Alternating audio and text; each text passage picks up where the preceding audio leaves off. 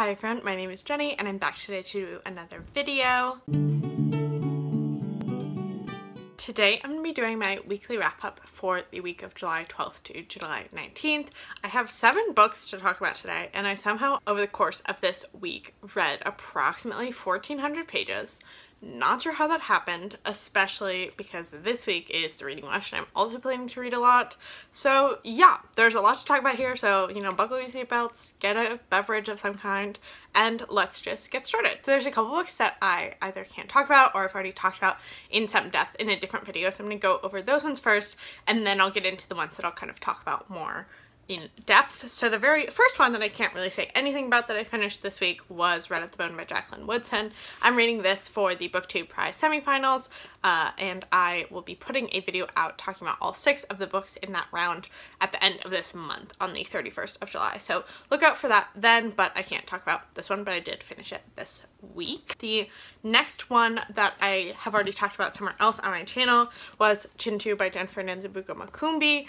I talked about this one in my review and discussion for my African Women Writers project that I posted on Friday for this book, so I will put a link to that up in the cards above if you want to check this out. I thought it was fine. I think it had a lot to discuss in that video in terms of its thematic elements, but I didn't particularly love the way it was written necessarily, so I only gave it 3 stars, but I would still recommend it if kind of that more thematic exploration is something you're looking for in the books that you read, and I would recommend definitely checking out that video if you want to learn more. And then the next book, so in my video last week I talked about the 6 books that I was currently reading at the time. I've now finished or given up on all of those books, so I'm going to talk about them all again here, which will be the next 4 books that I talk about. So if you already kind of got the gist last week, skip on ahead to later in this video if you want. But the first one that I actually ended up DNFing is Fates and Furies by Lauren Groff. I was about 160 pages into this one last week. I read about 60 more pages and got to Matilda's section and ended up giving up on this one. So this is a literary fiction novel that follows a marriage of Lotto and Matilda, both of whom are very kind of uppity, pretentious people, which is in large part why I didn't really get on with this novel. And it basically follows their marriage and the breakdown of their marriage over the course of several years. This one, I just didn't really like the writing style. It fell very much into the category of literary fiction of like really try hard is, I feel like, the best way to describe it, which is usually just not something that I enjoy very much. These characters were also like classic, like very rich people doing stupid stuff that I didn't care about, and I don't know, I just don't really think there's that much redeeming qualities about either of them, and I was hoping that Matilda would kind of redeem herself, but I got to Matilda's section, which is the second half of the book, and read a couple chapters from Matilda's perspective and just didn't find her to be a character that I necessarily thought I would really enjoy reading about all that much. So I ended up giving up on this one. I do know other people like it and I can understand why other people would like it. It's just not really the type of literary fiction that I really like to read. So that was this one, gave up on that. Then there were also 3 other books that I talked about during that video that I have actually since finished. So those 3 were One to Watch by Kate Stayman London, Sea Wife by Amity Gaige, and Crooked Hallelujah by Kelly Jo Ford. So to start off first, we have One to Watch by Kate Stayman London. This is a debut romance novel that follows our main character B, who is a plus-sized fashion blogger slash kind of Instagram influencer who ends up as the main lead on a bachelorette type show called The Main Squeeze in This World after bashing the show on Twitter because of its lack of body diversity and kind of diversity more broadly. We then follow B on her journey on The Main Squeeze as the leading person, theoretically to find love, although she's also hoping to kind of gain status as like an Instagram influencer and fashion blogger for her career. And through her explorations in meeting all these men and dating them, we follow B through her kind of journey through a lot of self-doubt and self-esteem issues, particularly surrounding the idea that men could love her given her size and also her kind of lack of previous relationships and how that has really affected her outlook on relationships and also on her self as kind of a person to be desired, if that makes sense. So I really enjoyed this book for that reason. I think B is a really relatable character for that reason, in that we do get to see a lot of her vulnerability and doubts about whether she's worthy of a relationship and whether people actually want her or they're just on this show to gain Instagram fame themselves, or if they do actually genuinely like her for who she is as a person. And so there's a lot of really great commentary on finding love and finding and feeling loved in a relationship as a plus-size woman that I thought was really apt. Additionally, it also just makes some great general social commentary on the media and representations of body diversity and the lack thereof, oftentimes in reality TV, which I also thought was really important. My one critique of the book is that it does feel very formulaic at times, especially in that if you are familiar with kind of the Bachelor, Bachelorette shows, they are very formulaic themselves, and Stayed in London really did not stray that far away from kind of the formula of the Bachelor, Bachelorette. So it really, like, every single episode was an episode that it features on the Bachelor / Bachelorette. But at the same time, I wasn't really bothered by that necessarily. I do think the formula works in terms of getting viewers to come back year after year, and it definitely made me excited about reading this book. In fact, I got excited in the same way about like guessing and speculating about the male love interests and kind of their motivations on the show, and like, are they there for the right reasons, as well as like who was going to end up being the final person, who was she going to vote off the show. All of that kind of fun times that you have while watching the show, you also got to experience in this book, and I think Stayed in London did a great job at kind of emulating that feeling when writing this novel. So I really appreciated that aspect of it, but it did just like literally follow the plotline of like any of those shows. So if you're really familiar with them, this doesn't bring that much new to the table in terms of thinking creatively about what the show might do, which was fine. It wasn't necessarily something that hugely bothered me, but it was something that I was like returning to of like, oh yeah, and then here's this show where they like go home and meet the love interest's parents. Like, what a surprise. Additionally, I do think also the way that they characterized a lot of the love interests on the show is very similar to how they get characterized on the like real TV show. So that was also kind of like a mixed bag for me. But overall, I did really enjoy this one more for the like social commentary and Beat as a character than the like, you know, Bachelor type situation that was happening in the novel. I am definitely interested to see what Stayed in London does next, especially as she has a background being a political analyst. She worked, I believe, on Hillary Clinton's campaign. She worked as the lead digital writer for Hillary's campaign in 2016, and so I'd be very intrigued if she ends up writing any sort of kind of political romance, not like a both sides of the aisle romance, because, you know, who needs to read about that, frankly, but anything with kind of like political intrigue I think would be really fun, and I think the way that Stayed in London writes would make that a really enjoyable subgenre of romance for her to get into. So I'm excited to see what she does next. And I gave this one 4 stars, and I would really recommend it, especially if you are a fan of kind of The Bachelor, Bachelorette, and you want more kind of social commentary in your romance novels. So yeah, that was this one. The next book that I finished this week was Sea Wife by Amity Gaige. This was also a book that I talked about last week, and it's a literary mystery that follows a young family who have decided that they're going to sail around the Caribbean for a year to escape their like upper middle class mundane life in Connecticut. Well, on this adventure, however, the husband / father Michael ends up mysteriously disappearing. We're not quite sure at the start of the novel what has happened to him, and then the book follows Juliet, the wife's perspective, in the present day, as well as Michael's captain logs while they're on their journey. So there's some mysterious element as to what happened to Michael and how did they get back, and etc, etc. So as I mentioned last week, this one was pretty slow going, which was surprising given the fact that it was a mystery and also was under 300 pages, and it also ended up being kind of forgettable. So the novel's kind of main focus, while it has this premise being a like sailing adventure, is primarily about Juliet and Michael's relationship and marriage and kind of the breakdown of that marriage, which was fine. It was interesting to read about. There was some kind of political disagreements between the two of them that I didn't really care about. Michael was pretty conservative based on kind of his upbringing and also studying economics and kind of his life post college. So that was an area of strife for them, and I just like didn't really care all that much, to be perfectly honest. And then I also, and this is gonna sound kind of weird, but I also kind of wanted Michael's disappearance to be more interesting. Well, it definitely fit the kind of bill of being a literary mystery in that his disappearance ended up being something that was very realistic and also made a lot of sense.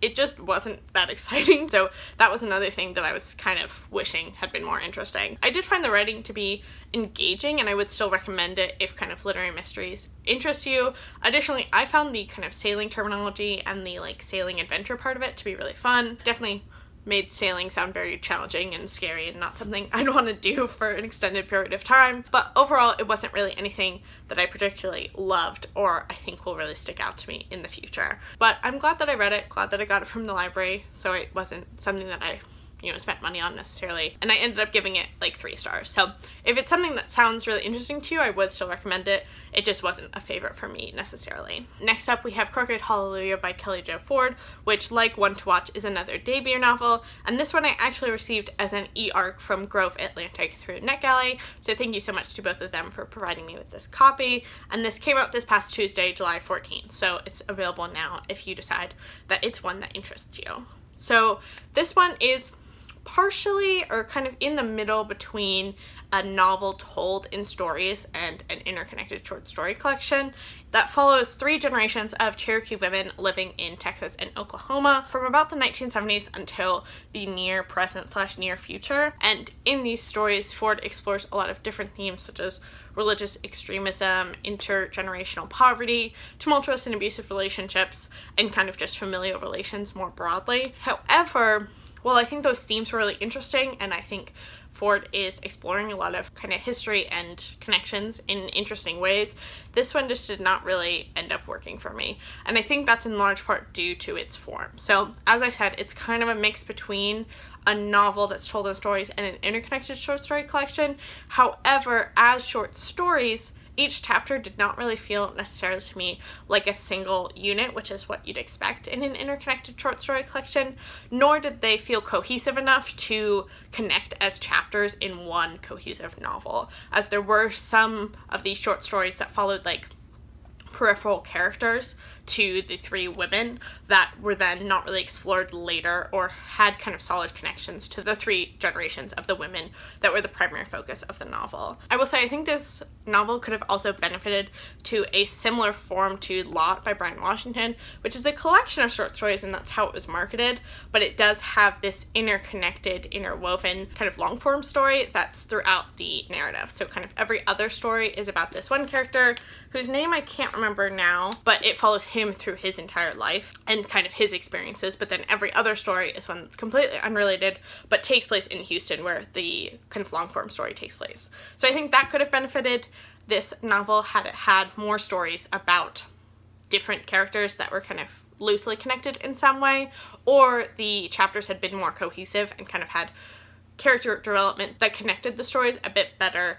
I also will say the last story of the novel, or last chapter, whatever you want to call it, has this weird like apocalyptic thing happening to it that just felt really underdeveloped and random, and I would have much preferred, and I think I would have rated the novel more highly if that chapter had been just like cut entirely, because it didn't make sense. It was totally underdeveloped, and yeah, it just like really wasn't clear, wasn't connected to any really part of the previous story. All in all, it just felt really disconnected. Not a whole lot of character development over the course of the stories. And while the writing style was interesting, it wasn't anything for me personally to like really write home about. It was kind of very simplistic, not super flowery, which I don't necessarily need flowery writing, but this one almost felt a little too matter-of-fact to really draw me in that much. However, I am still interested in reading more of Kelly Jo Ford's work. I think she explores a lot of really interesting ideas. It's just this debut novel didn't super work for me. So I only ended up giving this book 2.75 stars, which I rounded up to 3 on Goodreads.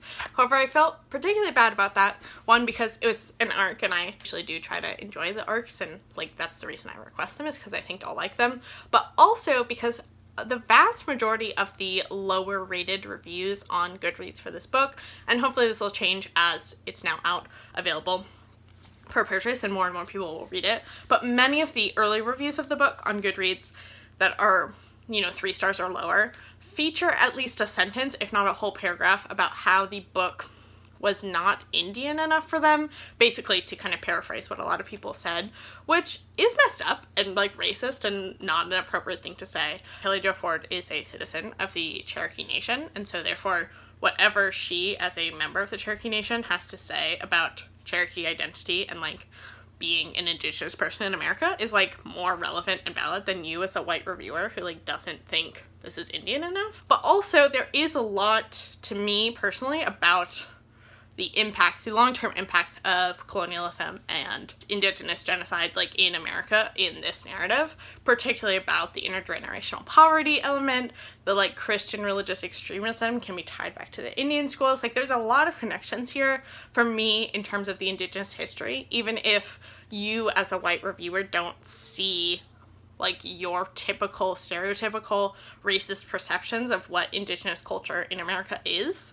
In this novel, there's definitely ties to indigenous life here in America. So yeah, I thought that was messed up. I just wanted to point that out because I do feel bad not giving this book a higher rating, because I think indigenous authors should be supported and appreciated in like the publishing industry, but there was just too much in terms of the way it was written and the cohesion that I just couldn't give it a higher rating. So that is Courage Hallelujah. Would recommend and encourage you to check it out if pursuing more indigenous voices is something that you're interested in doing in your reading. It just personally, the narrative style didn't really work for me. So finally, I finished 2 novellas this week that I didn't talk about in my weekly wrap-up last week, both of which fulfilled Reading Women prompts. So if you're not familiar with the Reading Women Challenge, I will put a link to the website down in the description box below, but it's a reading challenge put out by the Reading Women podcast, which will also be linked down below, which was in part created by Kendra here on BookTube, that basically just encourages you to read books written by women through a variety of different prompts. This is my 2nd year participating and I really enjoy this reading challenge. I basically fill about 12 of the prompts without even trying based on kind of the variability of my reading, but then I do try to complete the other 12 prompts just to kind of get me out of my comfort zone and get me reading books that I may not read otherwise. So I really enjoy doing this reading challenge and I definitely plan to continue doing this reading challenge. And as of right now, I have 8 of the 24 prompts left, but I should be able to complete those 8 by the end of the year as I have plans for all of them. And I definitely plan to do a video at the end of the year discussing the whole challenge and kind of everything I read for it.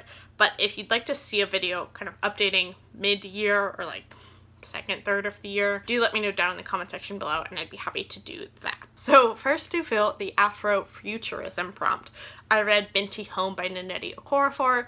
I read Binti, the first in this trilogy, almost 2 years ago and really enjoyed it and have been meaning to read the sequel and the 3rd book ever since then and have just now gotten around to it. So this is a sci-fi novella series that follows Binti, who's a young woman from Earth who is interested and very talented at mathematics, who's been invited to attend an intergalactic university that's very prestigious in this intergalactic world. She's a member of an ethnic group that lives in present day like Namibia, in the Namib Desert or around the Namib Desert, and is one of the first people from her ethnic group to be invited to attend this university.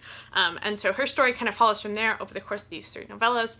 I'm not going to share that much else because they're very short and anything else really would be a spoiler.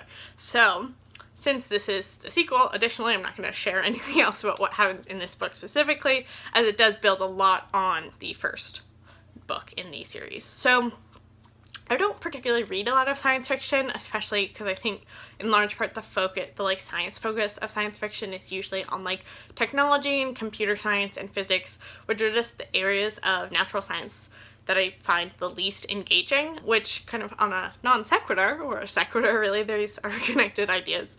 If anyone has any like ecological science fiction recommendations, please put them down in the comment section below, as ecology is the natural science that I'm most inclined towards, and I always am looking for ecological science fiction to read. But Nnedi Okorafor's imagination and ideas about how the world could work are just so rich and fascinating that I kind of give her an exception. Additionally, I think the thematic elements that Okorafor explores in her books are really interesting and thought-provoking, and this one was no exception. I think the exploration of kind of finding yourself and breaking away from tradition and returning to traditions is all really fascinating and something that I definitely am excited to continue reading about in the 3rd one, which is Binti the Night Masquerade, which I hopefully will be getting to sometime this fall. So I gave Binti Home 4 stars, would highly recommend checking out this series if you have not yet. Then finally, the final book I finished this week was Territory of Light by Yuko Tsushima, which was translated from the Japanese by Geraldine Harcourt, and this fulfills the Reading Women prompt of reading a book translated from an Asian language. So I don't read a ton of translated fiction generally, so I wasn't quite sure how I was going to fulfill this prompt. In fact, one of the only prompts I didn't fulfill last year was the read a book in translation published originally before 1945, and I was just like, I don't even know where to begin with that one, so I didn't even attempt to find a book for it. However, I really did want to complete all 24 prompts this year, so I was scrolling through the phenomenal Goodreads page that the Reading Women Challenge has, which I'll also put in the link in the description down below, and found several people recommending this book. And then I went to its Goodreads page and saw that Sabrina from Bookish Sabrina, who I will also put a link to down in the description box below, read it towards the end of last year and really seemed to enjoy it. So I thought I would give it a go. It's only 122 pages, and it was fine, I guess. It follows a young woman who has newly become a single mother after separating from her husband, so she's now the sole caretaker for her 3-year-old daughter over the course of a single year immediately after the separation through a series of vignettes. So there's not really a plot necessarily aside from her kind of growing in self-confidence and autonomy over the course of this year and kind of dealing with the repercussions of now becoming a single mother and the judgment that kind of goes along with being a single mother, particularly in Japan at the time, which this was published in the 1970s, so I assume it's kind of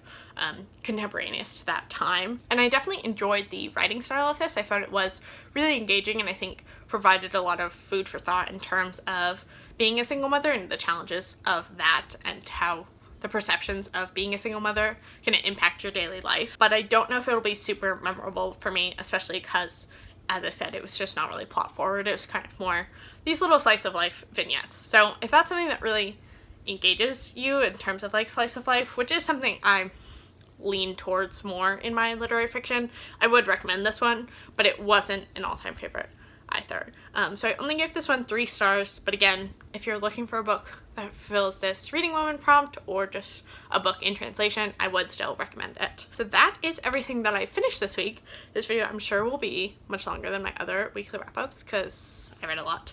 But I am currently reading one book, and then I will also be starting today a lot of my Reading Rush books. So I will put a link to my Reading Rush TBR up in the cards above. And I'll also be vlogging during this week, so I will not have a weekly wrap-up next week, but instead will have my vlog where I'll talk about all the books that I read for the Reading Rush. Additionally, I'm also reading my final BookTube prize book, which is On Earth We're Briefly Gorgeous by Ocean Vuong, which I will be finishing before the 30th. I'm not sure when.